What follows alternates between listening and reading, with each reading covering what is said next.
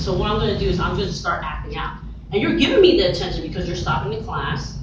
You're giving me what I want, which is that attention, which is, oh, yes, someone is finally paying attention to me because mom and dad or mom and grandma can't do it because I got a new sibling.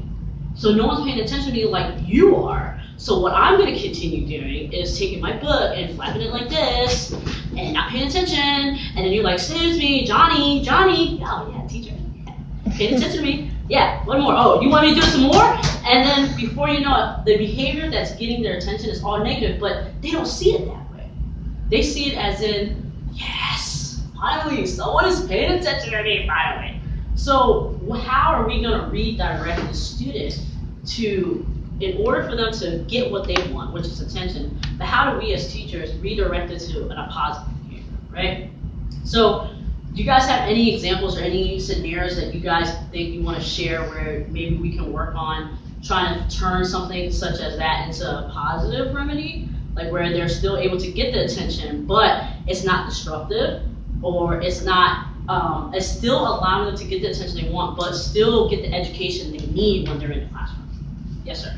How would a teacher distinguish between attention-seeking behavior or other types of behavior? Maybe they're struggling with their grades or something else. Like, what tools could the teachers use to make a determination about the function of the behavior? Okay.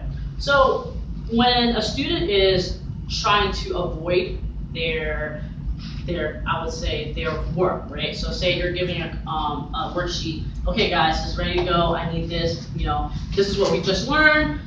I need you guys to do the work that we just learned to make sure that you guys know. So if they are starting to look over at their neighbor, right? But you got copying. Obviously, that's one form, and it could be you can't decipher whether they're just being lazy or they're just copying. But usually, copying means that they weren't able to comprehend what just happened in the classroom. 9 times out of 10, right? So if you fully ask them, okay, do you understand? They say, yeah, but they're constantly copying, like, give me the answer.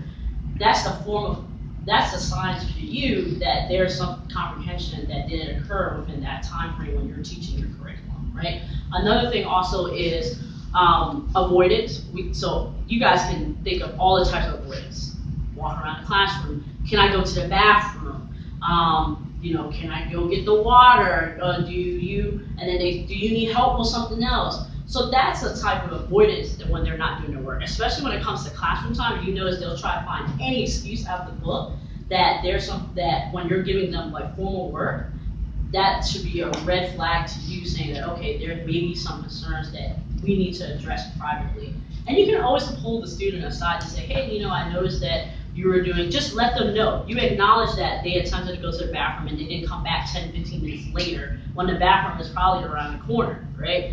I noticed that you were kind of copying your classmates' homework. Is there something that we can help you with at this time? So those are, avoidance is probably the major key in understanding whether or not that child has the comprehension to be able, you know, to understand what they're doing. One of the things I do suggest maybe at that time is also trying to buddy the person up. Buddy that student up or in a group, whether it's buddy or a small group setting, and seeing if that student is trying to be able to understand, like, for instance, you know how we go back and forth and say, like, okay, how did you go from 25 times 2? And if the student is, their friend is showing them how to do it, and they're like, oh, okay, now I get it, and then they start doing their own work, so they probably missed something within your curriculum, but they're able to grasp because their friend broke it down. But if their classmate broke it down and they're still struggling, they're just like, okay, you know what, I'm just going to continue copying on your homework or your classwork, that's also a sign maybe that you should think. And also for teachers, as you guys see when you're doing your grading, right? If you see that there's a little, a lot of the grading isn't above average or average with the class, that's also a concern too as well. Homework, I'm pretty sure you guys get homework all the time, right? So homework's a big thing too, a big key. If they're not turning in homework, that's a big sign as well too. Because homework is essentially done 9 times out of 10 at home, right? So if they're doing it at home, and no one is with them in their classroom, like none of their friends are with them, that shows a sign too, because they have to physically do that homework on their own, right? So the classwork and the homework can decipher to you 2 different ways of that student is struggling in the classroom.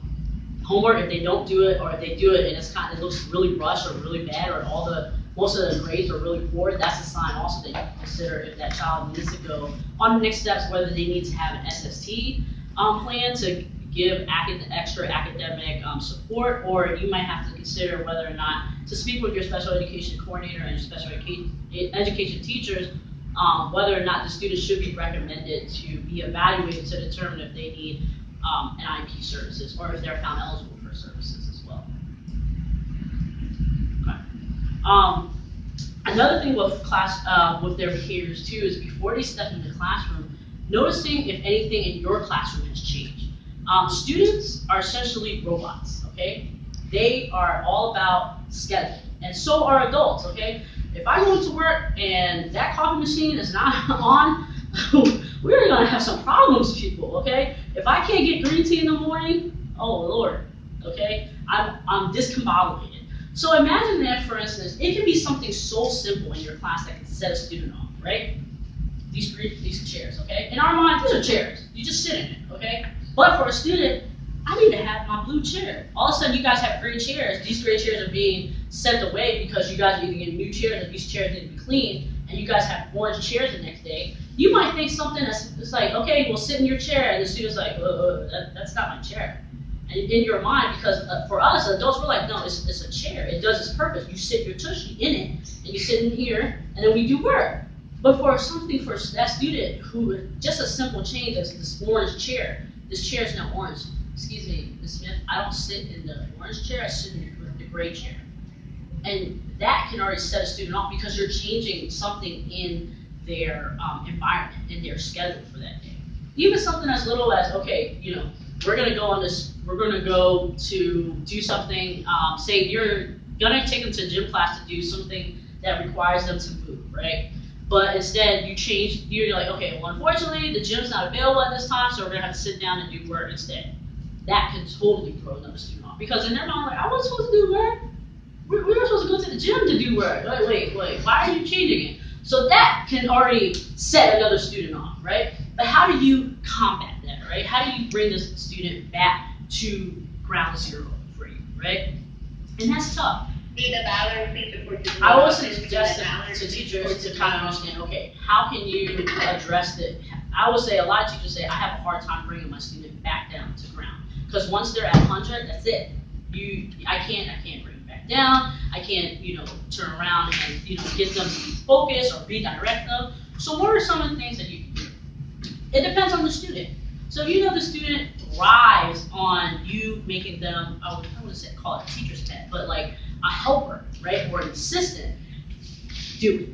If this student thrives with, okay, they're at 100, they need to just be isolated for a second, isolate them, okay? But don't make it to the point where you're trying to go back and forth with them. That's the one thing they may want, right? But it goes back to understanding what's going on at home, too, as well. So a lot of things play in a lot of factors play in the student's behavior, so you kind of have to figure out, the one thing you always have to do is kind of figure out what's going on.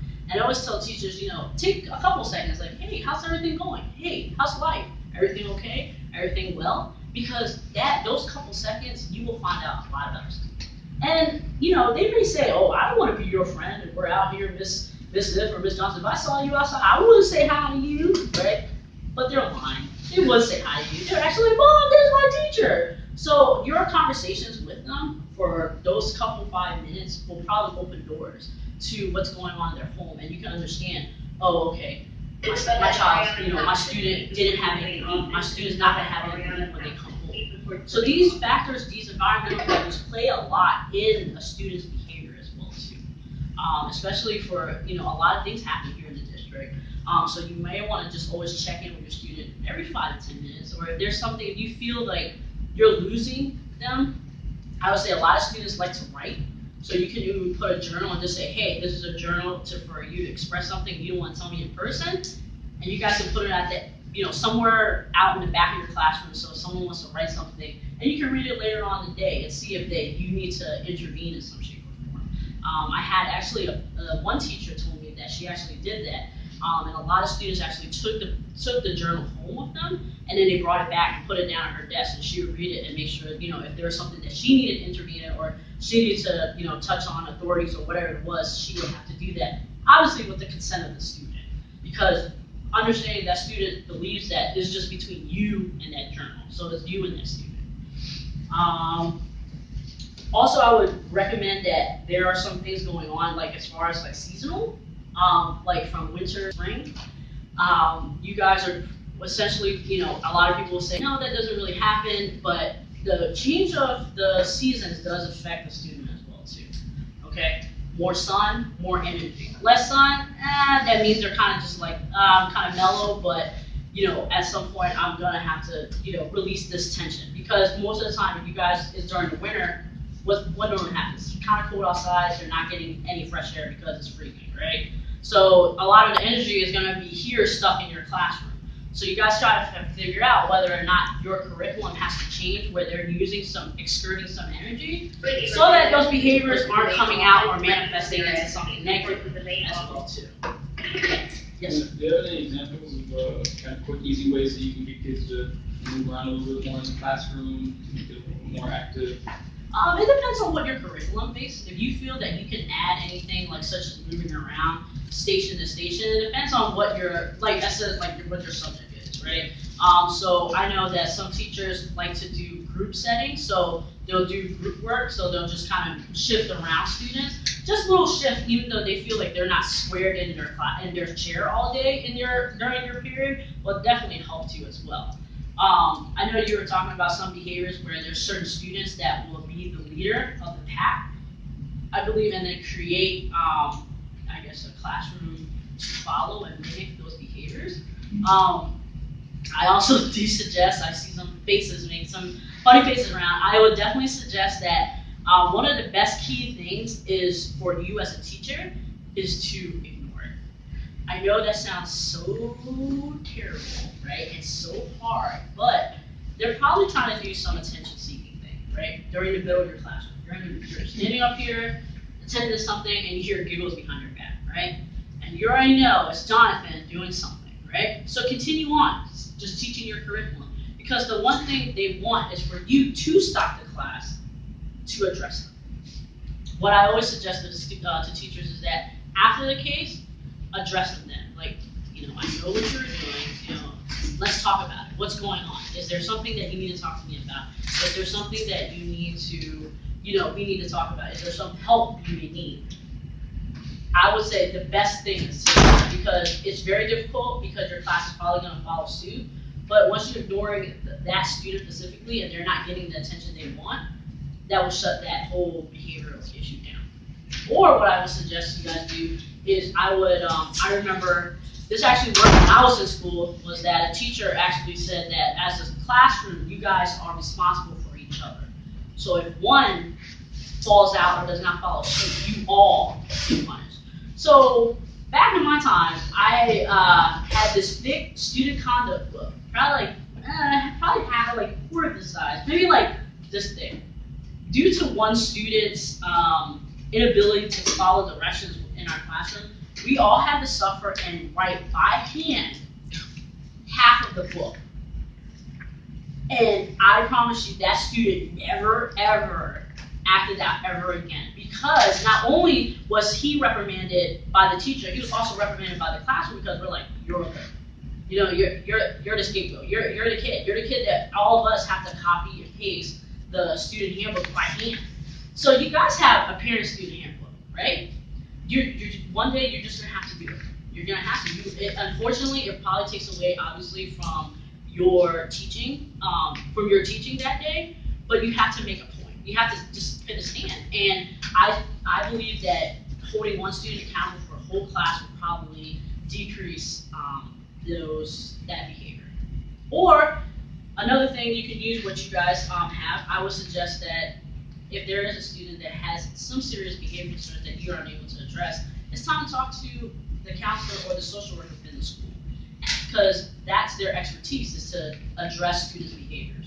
So asking the social worker or the counselor, okay, this is the student I'm having issues with, what are your suggestions? Do you think that this time the student needs a behavior intervention plan?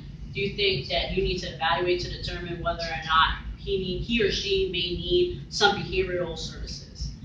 And that is one of the things you should use. And obviously you want to talk to the parent with it. Because the last thing a parent wants to do is hear a teacher call them constantly day in, day out, saying, your child has been and acting out, not following directions.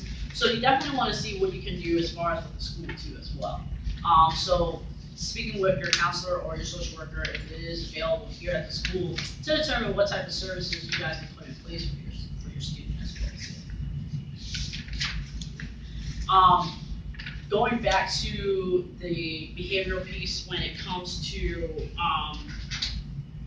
I would say outside the classroom, I would suggest also speaking with the teachers that work together within the grade, that you guys, that you guys work together as a team and you guys all have that student, to ask, are these behaviors the same? Do you see, asking your peers, do you guys see the same student doing the same thing?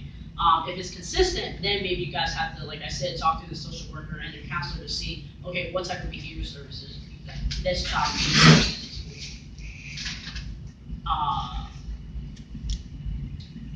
Any other questions, I would guess, about anything as far as the behavior? Are there any other things that you guys deal with that you may think that may need some other additional information on? I will also suggest, I don't know if this works for the high school students, but maybe for the middle schools and younger students, a behavior chart, like an informal behavior chart. So if you guys use, smiley faces, happy faces, star. A lot of students love those tangible things, whether it's candy, you might give them cavities, but if it's candy that will bribe them to be able to stay on course, or is it extra computer time, even things that you may not have to buy personally, like if it's extra computer time,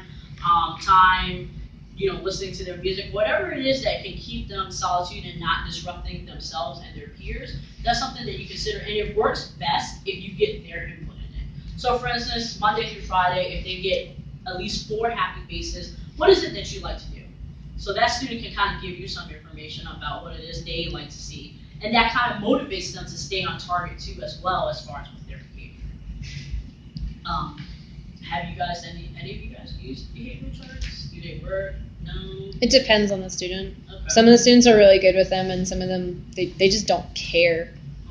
Okay. But I was going to ask a question about, like, when student, how do you know it's like, if the issue is like a tension when a student is trying to get back, like in a back and forth conversation with you, like if it's something, So like I a don't know, tit for like, tat kind of conversation with the student. yeah, and then I've tried implementing like the public kind of like, okay, one person's causing out, so you're all going to get punished, but it just creates like a really toxic environment really quickly. Really? And kids are just really like vindictive and just awful to each other. And then it turns into a screaming match and nothing gets done. And so like, how do you kind of like redirect the student who wants to engage you? That's in a negative manner, right? Like Yes. I would say at that point, you as a classroom, because you're in charge of your classroom. Right. So I would say just set the rules at the beginning so they understand, and it's no tit for tat, and I would just cut out the tit for tat. If they break, say like for instance, you give them a 3-strike rule, Right. And if they're at 3 strikes, to the principal's office. Because at that point, what they're doing is they're testing you. Mm-hmm. How far are you gonna let me go? Like, oh, you said 3 strikes, but now I'm on strike 6. So I would say just cut it off as far as, okay, I asked you to do one thing, you're not following directions in my classroom, so therefore I will have to unfortunately, either mark off 10% of the grade for the day, or, what the extreme is setting them to the principal's office, which is kind of cliche, but, or the administrator's office. Because what happens is that you let the class know along, you let the student know that we're not going for tit for tat. I've asked you once, I probably gave you at least the second and the third try to, essentially understand what my directions are, and I'm waiting for you to follow it. And at that point, you have to let that student know, unfortunately, you did not follow directions. I'm going to go ahead and let you know you need to be sent to the principal's office to be addressed. Because what happens is they're testing you, like I said. They're testing to see, okay, Miss So-and-so, let me see, she said she's going to do this, but I'm going to just try. And then what happens is that you set the standard for the students around you to say, okay, well, dang, she ain't playing. So once she ain't playing, I will hope they eventually understand that you're not letting them slide out or just letting them essentially test you and then walk away from it. Yes. Do you have any pointers on, say, a student, you tell a student, okay, that was your 3rd strike, breaking these rules, but then they just get into this arguing match of, no, I didn't, what did I do? Explain how it is that I broke the rules, which then can quickly lead into like, okay, well, engage in the conversation, I can't send you out. You're going to refuse to go out until I explain to you. Right. So do you have any tips on kind of like handling that situation where just being very defiant and saying I didn't do that or what did I do? You know, kind of like prove to me what I did to break the rule. I think we get a lot of situations kind of like, what did I do? Or I always get dragged into the like, well, so and so was doing or this. somebody else did it. Yeah, I Right. was gonna say, I think it's more that They just try to there's throw a- everybody maybe else there's, into the bus. there's certain things that you have to sort of set a different standard and different students, obviously, and And then it gets pulled and into then it the becomes, it's not well, that fair. person, you haven't done that with Right. that person and that with that person and that with, and it's just sort of like, I basically need a good answer for it's not fair. So I mean, I they're fifth mostly grade. have the older students, but I've done this Right. with fifth graders of just turning it back onto them. Not for what did I do wrong, but the it's not fair. Right. Were you just calling out? Not so. Were you just calling out? Okay. Is that against the rule? You broke the rule. Mm-hmm. That is, and that's where the conversation is ending. I think the difficult part comes. I found that it got much easier for me when, after a couple of years of experience, I was very clear with myself of knowing exactly where I was going to draw the line on things or exactly what my expectations and the procedures were, because I found that I would get drawn into those conversations when the student questioning me caused me to second guess whether I should have